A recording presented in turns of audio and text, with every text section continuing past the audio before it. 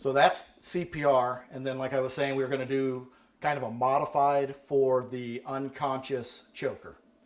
So first off, with your choking, one good way to look at it when we had the conscious guy, if you take a 2-liter bottle, stick a cork in the top of that 2-liter bottle, it's full of air. You're trying to squish the 2-liter bottle to pop the cork out of the top, and that's how they're going to start breathing again. So that's why we're giving a bang on the back of the bottle to pop it out, or to push in to get that air to pop it out as well. So that's what we're looking at. So now if you think of it, they've gone unconscious. Instead of being at the bottom of the bottle where you can get more air to push it out, you're going to the center of the chest, so you may be a little higher up on that bottle. It's harder to get the item to pop out sometimes. So you're hoping to get this taken care of while they're still awake and standing. So now, unfortunately, that didn't happen. They were up here. They've now come down to the floor. We know that they're down here because they're not breathing. This isn't a heart issue. This isn't a cardiac arrest yet. It's a breathing issue. So with this, first thing we're going to do is we're going to pinch the nose and we're going to give a rescue breath. So let's go ahead and give the rescue breath. It's still going to be your 1-second breath. But this time, unfortunately, your 1-second breath did not go in. The lungs didn't inflate. When you breathe into them, your cheeks just fill up with your air. So maybe you messed up. Maybe it's not them choking on something. Their head, you may not have moved it right. Tongue may be in the way. Move that head around a little bit, reposition it, and try your breath again. But it still did not go in. We're doing chest compressions at this point. But right now we're doing our chest compressions for a different reason. We're doing chest compressions like we were with the pregnant lady, trying to push our lungs, flatten our lungs to squirt an object out. You're still going to do it 30 times. You're still going to do it in 100 beats a minute or 100 compressions a minute. Everything's the same, but we're doing it for a different reason. So say you have done your 30 compressions, we'll say 25, 26, 27, 28, 29, 30. Now you're looking in the mouth before you're doing anything else, because hopefully your compressions have popped something out. So after you've done your 30 compressions, start looking in there. You can put your thumb on your tongue and your teeth of your victim. Pull that mouth down a little bit. Opens up the mouth so you can see something. If you see something in there, what do you think you should do with it? Pick it out. Pick it out. Okay. Yep. If it's so far back that you don't think that you can get it, you want to leave it, because you may wind up pushing it further back in there. Another thing that you could think of doing is, if you don't think you can get it, or if you're afraid you're going to lose a finger, roll them onto their side, tongue dangles out of the mouth, they start to drool, maybe that object will drool out of the mouth. So if you roll them over like this, that may help as well. Because what you have to remember is, they're not dead yet. They just couldn't breathe, so they went unconscious. You do 30 compressions. Object gets into their mouth, now they have airflow. So they're going to start coming back around, because the reason they went unconscious has been solved. So now you stick your finger in there to get an object out. Yeah, I wake up with a finger in my mouth, I'm biting. I'm not doing it to be mean, it's just a natural reaction that everybody would have. So just be careful when you're getting your fingers in there. It's good to get that object out, just come out with a finger. Other thing to think about, I reach in, I pull a chicken nugget out. Am I done? They may not be breathing yet. That's right. They may have ate a 6-pack of chicken nuggets. I got the first one out. I got 5 more in there. So you get that object out. I've got a chicken nugget out. I drop it off to the side. I'm still going to head tilt, chin lift, and give a rescue breath. If that breath does not go in, give the other breath. If it doesn't go in, 30 compressions, and I look. I get the object out. I give a rescue breath, and it goes in. I give a second rescue breath. It goes in.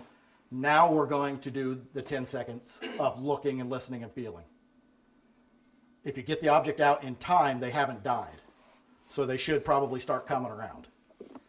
If after 10 seconds of look, listening, and feeling after getting the object out and getting air in, you're seeing no signs of life, they're dead, you need to do CPR. Does that all make sense? So if you can get the object out, the air flows in, and they go from like a blue to a pink you're good to go. Put them in a recovery position, wait for EMS. You get the object out, air goes in, they stay blue, you need to do CPR. And if you don't get the object out, you're just going to do a breath, reposition, a breath, 30 compressions, look, breath, reposition, breath, 30 compressions. And that's the way you would go with that. So that's what you're looking at with your unconscious choker. Does that feel good? Make sense? Okay. The next phase is going to be the AED, and I'm going to run and grab that real quick. Oh, yeah. Best part is that's when you put a sticky pad down on the chest, rip it up, and takes all the chest hair with it.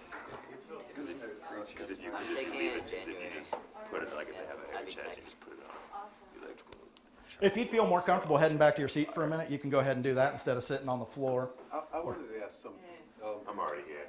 When you're pushing on the chest, you know, this, are you primarily pumping the blood, or are you trying to get their heart started?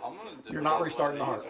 You don't, so you don't have to worry that their heart's doing it, and you're worried about your heart. Nope. That's not a worry at all. Nope, because when you're doing CPR, the heart may be doing something.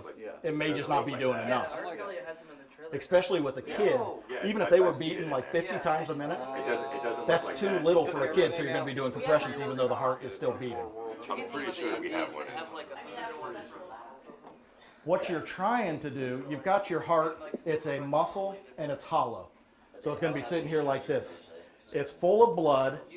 It goes like that. Blood goes through the entire body, and then it slowly fills back up again. And then it squishes down. So that's what you're doing with your compressions. You're squishing blood throughout the body and open it back up. Obviously, the heart is really intricate, and so it's sending it through the heart in a certain way and through the body a certain way. So your compressions aren't going to be as effective as the heart, because when you squish it, blood's going to go probably in both directions a little bit. But it's still going to help even if the heart's beating a little bit. Or the other thing you get is a heart rhythm, because your heart is a muscle, but the reason that it's going like this and beating each time is because of electricity. Your heart is has an electrical component to it. It's a little piece on the heart that says we need to beat. It sends an electrical impulse, and then the heart beats. That's the way it should work. You know, electrical impulse, beat. If the top part of the heart is not telling the rest of the heart to beat, the bottom part of the heart starts going, hey, wait, what's going on? We should be beating. And it starts to take over. It's going to do it a little bit differently, and it's going to do it a little bit more sporadic. If your heart is just really messed up, it's really injured, it may just start shaking like a bowl of jelly.